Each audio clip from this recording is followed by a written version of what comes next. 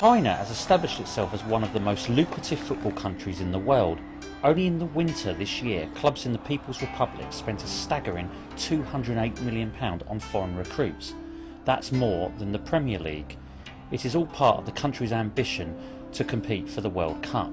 Shanghai is China's most populated city of 25 million people. That's about 3 times greater than London. But despite that, I haven't seen kids kicking a ball around the streets of the city.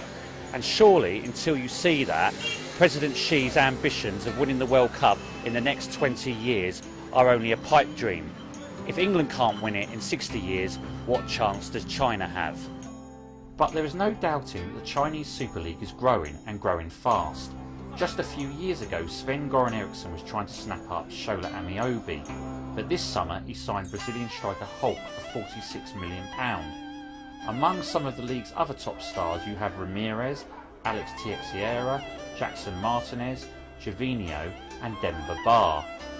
And Graziani Pele incredibly became the 5th highest paid player in the world when he joined Shandong from Southampton. Here I am at SIPG.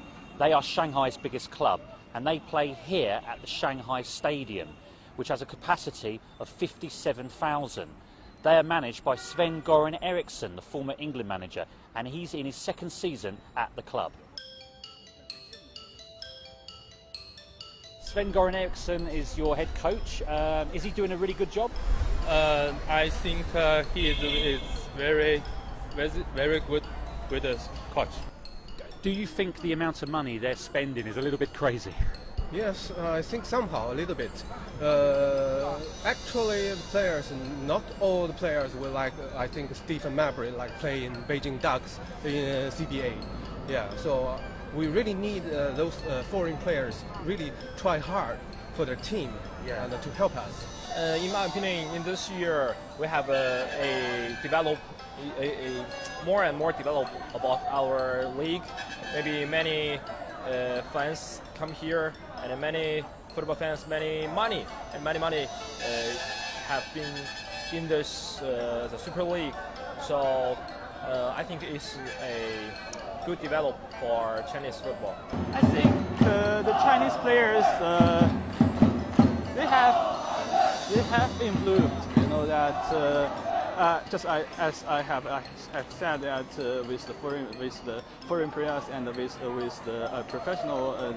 the professional foreign players, the Chinese players, they got more practice, and the game is become more and more fierce than before. Do you think the Chinese Super League can be as big or bigger than the English Premier League? In my opinion, I think maybe it may come true, but it cost many years. I think Chinese Super League one day will become one of the most popular league among Asia.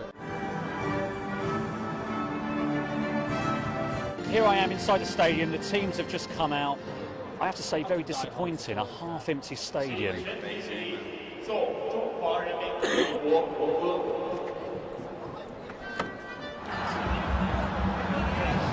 The standing's not as high as I was expecting from some of the big name players on show. They spent a lot of money, but it still doesn't seem to be at the standard that maybe that they wanted it to be at. And we're trying to watch the Hulk a bit, and he looks tired, he doesn't look fit, he's just kind of walking around the pitch. It's not very good, to be honest.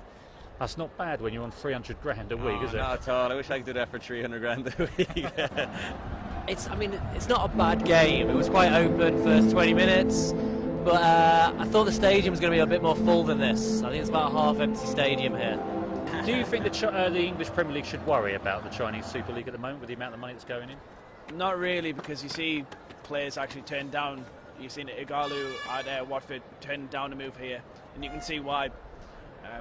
Until the standard gets higher, because at the moment you've got a League One standard with international players. You have got some top quality players, but the standard's not quite there where people who want to play international football will want to come here. Do you think there's enough here to get you hooked and get you come in more often now that you guys are living in Shanghai? I think we've come here. I think we're going to check out the other Shanghai team, which is what's the other team? Shenhua.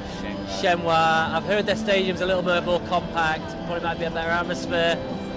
Maybe we'll get hooked there, we'll see. Despite falling behind to a penalty, SIPG fought back to draw 2-2, with their star recruit Hulk scoring one of the goals. But you have to feel sorry for the Beijing travelling fans though. They were in a small section of the stadium surrounded by absolutely nobody. Must have been a terrible atmosphere. Just left the stadium. I have to say, I was pretty disappointed with it really. A few decent players, which are basically the foreign internationals, and the rest really were League One standard, I would say. So you've kind of got 4 players that probably are Premier League Championship players, and then the rest of them League One, League Two. So you could see the gulf in class. It was really embarrassing at times. In terms of the atmosphere, when you're playing in front of a half-empty stadium, it's never great.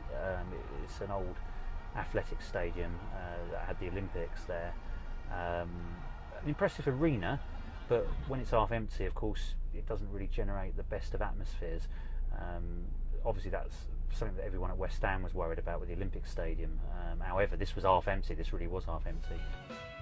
As I departed from Shanghai, I concluded that as passionate and as keen as the Chinese fans are, the Super League is miles behind the Premier League in terms of stadiums, crowd figures and attendances. And above all, the quality of the division is light years behind.